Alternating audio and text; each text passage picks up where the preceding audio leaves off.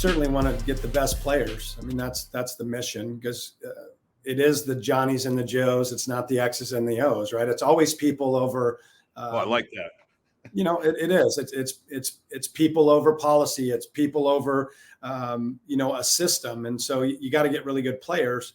So we're always trying to get the best players, that we can. And I like the high school kid because you're able to have him for an extended amount of time. And the short-sighted part of that is that they're not always, as I said in the very first part of this show, is you're gonna struggle with them early because they're trying to figure it out.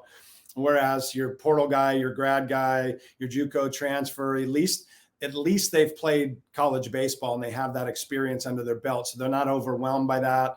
But regardless, the JUCO guy still's got a transition phase. I was a junior college player and transitioned to a Division I, so I'm acutely aware of the challenges of, going from one system to another, and you're still changing schools and cities and states. And so there's still all those kinds of things that come with going to a new place. So ideally for us, we're able to secure the lion's share of our recruits through high school means.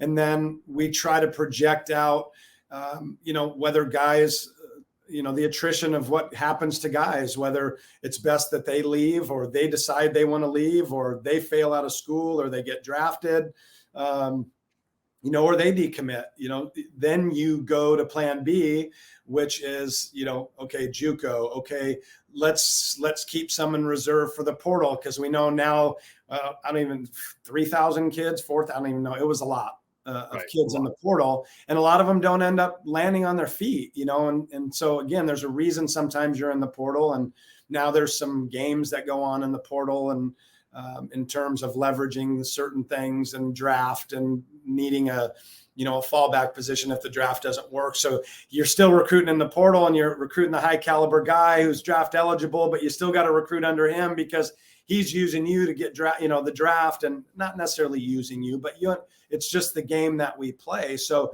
you've got to do your due diligence with kind of the temperature of the players, the temperature of the recruits, and then try to plug and fill and play with, the JUCO, the portal, and the grad transfer. So, I think you've got to have a healthy balance of all those things. Those young guys need older guys too, to figure out how to play this game and go about their business and what it means to work. Because, the high school guys, they think working's going to play 4 games in a tournament and holding up a trophy and getting a ring and go to hit at the facility for, 20 or 30 minutes a day and lift weights a couple times a week. But it's, that's a whole different ballgame when you continue to move up the ladder. It takes more than just what you were doing. Otherwise, it's just going to be the same results and maybe even worse results. So, we need those older guys to be able to help those young guys navigate and teach them what it's like to